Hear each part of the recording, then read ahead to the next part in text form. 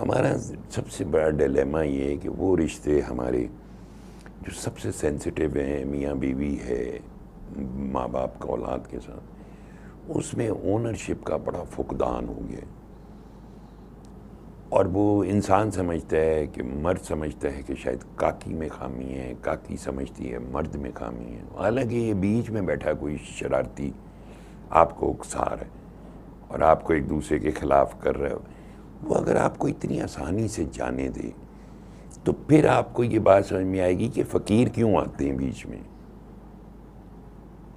مثلا ہم سارے الحمدللہ مسلمان ہیں، ہمارے ہاں اذانیں بھی ہوتی ہیں، نماز بھی پڑھی جاتی ہے، جمعہ بھی پڑھا جاتا ہے، روزے بھی رکھے جاتے ہیں، قرآن بھی پڑھتے ہیں، عمرے بھی کرتے ہیں، حج بھی کرتے ہیں، لیکن still we like some thing.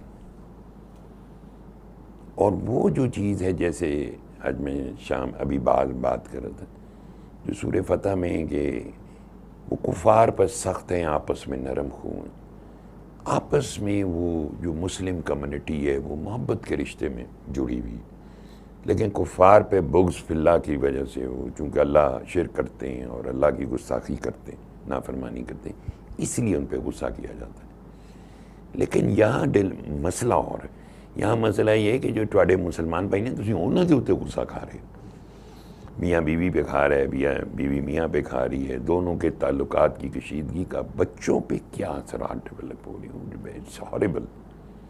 ان کو نہیں معلوم کہ اب کچھ عرصے کے بعد کیا ہونے والا ہے۔ قدرت کے جو قوانین ہیں جو کلند پاک فرمایا کرتے تھے وہ اٹل ہیں، ان کو جو چھیڑے گا، جو توڑنے کی کوشش کرے گا اس کو سزا ملے گی۔ تو فقیر کس لیے آتا ہے؟ فقیر ہماری اسی کمی کو پورا کرنے آتا ہے۔ ہمارا یہ جو دل ہے، دھڑکن، یہ محبت سے قائم ہے، یاد رکھو۔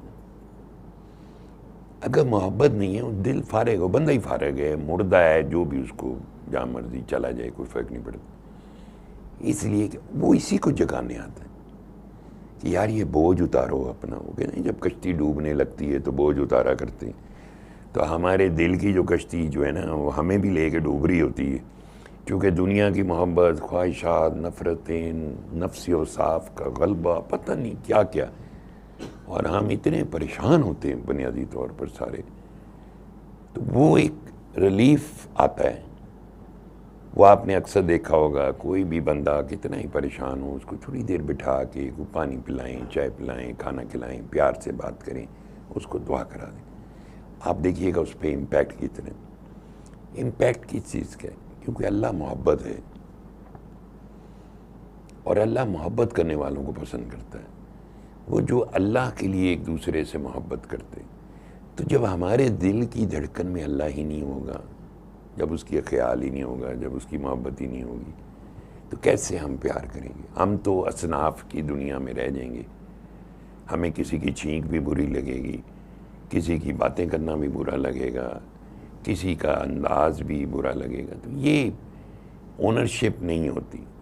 آپ اس کو کلندر پاک رحمۃ اللہ علیہ کے پیرائے میں دیکھیں کہ جس بازار سے آپ کو گھن آتی ہے، نفرت آتی ہے، وہ اس بازار میں ان کا آستانہ تھا۔ ان لوگوں کے بیچ میں رہتے تھے جن کو آپ بہت گندا کہتے۔ میں کئی دفعہ ان کے ساتھ جانے کا اتفاق بھی ہوا، رہا بھی ہوں میں ایک رات بھاولپور بستی حمایتیہ میں ان کے ساتھ۔ تو اللہ کا یہ لاکھ لاکھ شکر ہے کہ میرے اندر سے یہ والا ایلیمنٹ سب سے پہلے نکلا تھا، جو میں نے ادھر جو پنڈی کے بازار حسن میں ایک واقعہ پیش آیا تھا کہ کیسے اندر ہماری گندگی ہے، یعنی ایسا لگتا ہے کہ دے آر ناٹ ہیومنس، مطلب وہ گندے ہیں۔ وہ کیا گندے ہیں مجھے بتائیں؟ آپ بھی پانی پیتے ہو، باتھ روم واش روم جاتے ہو، آپ بھی روٹی کھاتے ہو، آپ بھی واش روم میں جاتے ہو، آپ بھی باتیں کرتے ہو، آپ کو بھی بھوک لگتی ہے، آپ کے اندر بھی منفی سوچ ہے، آپ کے اندر اچھی سوچ بھی ہے، ان کے اندر بھی منفی سوچ ہے، کیا مجبوری ہے، معاشرے کی بے عزتی ہے، یا ہماری غیرت بک گئی ہے، کیا ہوا ہے؟ تو وہ یہ جو سوچ ہوتی ہے نا، اب دیکھو وہاں جا کے وہ بیٹھ گئے، اور ان کو بیٹیاں کہتے تھے، ان کے سروں پہ ہاتھ رکھتے تھے، ان سے اتنا پیار کیا کہ 350 بچیاں وہ بازار چھوڑ کے چلی گئیں، عزت کی زندگی گزار رہی ہیں، ان کی شادیاں ہو گئیں۔ اور کلندر پاک رحمۃ اللہ علیہ کی کہنے پہ ہی بادشاہ مسجد کے امام نے ان کے نکاح پڑھوائی تھی۔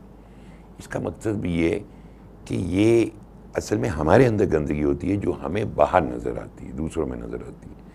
تو مسئلہ پھر اسی دھڑکن میں آ گیا جس میں اتنی پراگندگی ہو، اتنی دنیا اور خواہشات اور نفسی خیالات، اس کے سب وہ ہے گندگی۔ پاکیزگی تو صرف اللہ کی ذات ہے، پاکیزہ تو صرف اللہ ہے، پاک ہے وہ ذات۔ جب اس کے خیال کو اپنے قلب کے اندر ہم تھوڑا سا ٹھہراؤ دیں، تھوڑا سا اس کا خیال کریں، اس سے محبت کریں اور یہ سوچ لیں وہ بہت رحمان و رحیم ہے۔ وہ کوئی ایسا نہیں ہے کہ تھوڑے کو غلطیاں ہوئی ہیں اور ان 40 سال لنگ گئے ان سے شاید معافی بھی نہ ملے۔ وہ زمین سے آسمان تک گناہ کر لو، کلند پاک رحمۃ اللہ علیہ فرمایا کرتے تھے، ایک دفعہ سچے دل سے اس سے معافی مانگ لو، وہ تمہارے گناہ معاف کر دے گا، تمہارے گناہ نیکیوں سے بدل دے گا۔